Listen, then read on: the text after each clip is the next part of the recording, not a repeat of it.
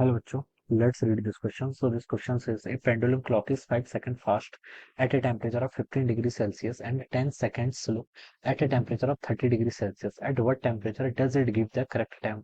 ठीक है, किस टेम्परेचर पे देगी कि आपको करेक्ट टाइम देगी बताना है। Take time interval 24 hours. Time interval कितना देर का है? 24 आवर्स लेना है। ऑलराइट, तो इस क्वेश्चन का की कॉन्सेप्ट हम यहाँ से क्या लिख सकते हैं? The key concept of this question.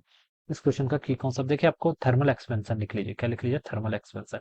Thermal expansion के कारण देखिए आपके टाइम पर क्या डिले आएगा। ठीक है, ठीक है, वो हम यहाँ पर कैलकुलेट करके बताना। ठीक है बच्चों, देखिए टाइम टाइम हम कैसे फाइंड आउट करते हैं। टाइम होता है देखिए आपका 2 pi times under root of L by G के इक्वल। ठीक है, ये आपकी स्विंग वाली जो रॉड होती है और क्लॉक होती है, पेंडुलम क्लॉक, वो आपका टाइम ऐसे बताते हैं। ठीक है, अगर टेम्परेचर डिफरेंस होगा तो देखिए आपका एल वेरी करेगा। ठीक है, मान लीजिए किसी टेम्परेचर टी डैश के इक्वल हो गया, ये किसके इक्वल हो, इसको ओरिजिनल मान लीजिए, टी नॉट से रिप्रेजेंट कर देता हूँ ओरिजिनल वाले को। ठीक है, और ओरिजिनल लेंथ को एल नॉट से रिप्रेजेंट कर लेता हूँ।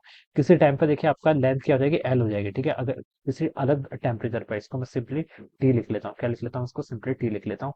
टी कब का टाइम है? टी आपका टाइम है जब आपकी लेंथ क्या हो जाएगी। देखिए, जब टेम्परेचर को वेरिएशन को कंसिडर नहीं करेंगे तब तो आपका टाइम पीरियड टी नॉट के इक्वल है। लेकिन जब हम वेरिएशन ऑफ टेम्परेचर को कंसिडर करेंगे तब इसकी लेंथ एल नॉट से एल हो जाएगी। तो एल लेंथ चेंज होगी तो टाइम पीरियड भी चेंज होगा। तो उस टाइम पर मैंने इसके इतना लिख लिया। ठीक है, और एल नॉट को क्या लिख सकता हूँ मैं यहाँ पर? उस टाइम पर एल नॉट को लिख सकता हूँ मैं एल नॉट। लेंथ का वेरिएशन कैसा होता है? एल इजिकल टू होता है L not times 1 plus alpha times delta theta के इक्वल लिख लीजिए। ठीक है, थीटा आपका चेंज इन टेम्परेचर है। तो यहाँ पर से यही फॉर्मूला मैं यहाँ पर ऐसे पुट कर लेता हूँ। ठीक है, ये इतना हो जाएगा। ठीक है, ये आपकी लेंथ होगी डिवाइडेड बाय कितना हो गया? जी के इक्वल हो गया। So this is the time. ये आपका यहाँ से टाइम पीरियड हो जाएगा। ऑलराइट, इन दोनों इक्वेशंस को देखिए हमने यहाँ से अगर सॉल्व करें तो इसको देखिए नीचे वाली इक्वेशन को हम ऐसे लिख सकते हैं। 2 pi times under root of L not by G, ये तो इतना हो जाएगा। और आपका 1 प्लस एल्फा डेल्टा थीटा की पावर 1/2, ये तो अंडर रूट के अंदर है, इसको मैंने ऐसे लिख लिया। This is my equation number 2। अब वन और टू को अगर मैं यहाँ से वन और टू को देखे मैं क्या कर लेता हूँ, डिवाइड कर दूं। अगर मैं डिवाइड क्या करना है, इसको ऐसे लिख लेता हूँ। टी इज इक्वल टू देखिए 2 pi times under root L not by G, ये तो आपका टी नॉट के इक्वल था यानी कि ओरिजिनल टाइम।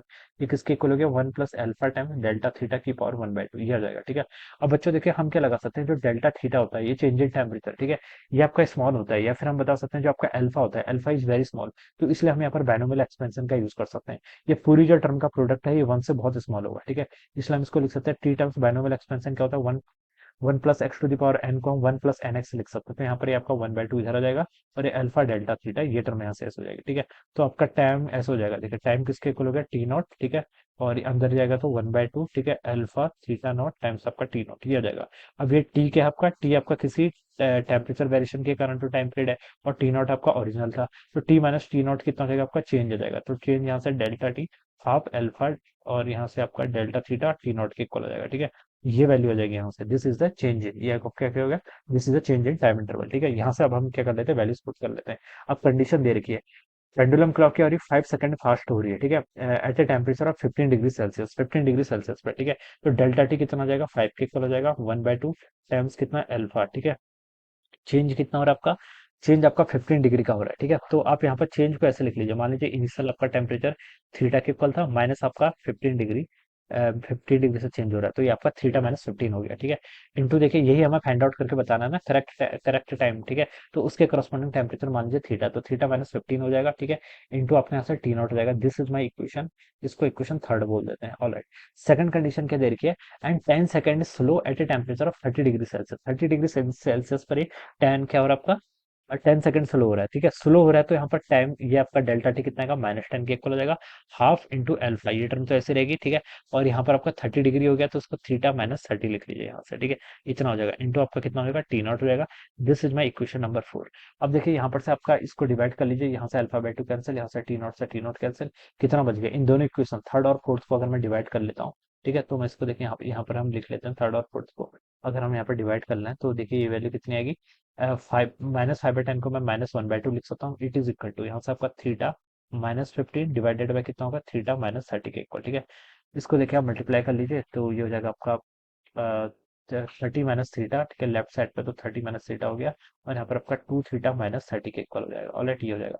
ये आपका देखिए माइनस थीटा राइट साइड जाएगा तो प्लस थीटा हो जाएगा, 30 माइनस 30 यहाँ पर 60 हो जाएगा। तो यहाँ से थीटा की वैल्यू कितनी आएगी, 20 डिग्री के इक्वल। कितनी आएगी यहाँ से, 20 डिग्री सेल्सियस के इक्वल। तो ये आपका क्या हो जाएगा, this will be the temperature at which this will give the correct time. तो 20 डिग्री सेल्सियस आपको बी ऑप्शन पे गिवन है, so this will be the right answer of this question. ठीक है, इस तरीके से हम क्या करेंगे, इस क्वेश्चन को सॉल्व करेंगे। तो I hope you all understood this concept. All the best and thank you so much.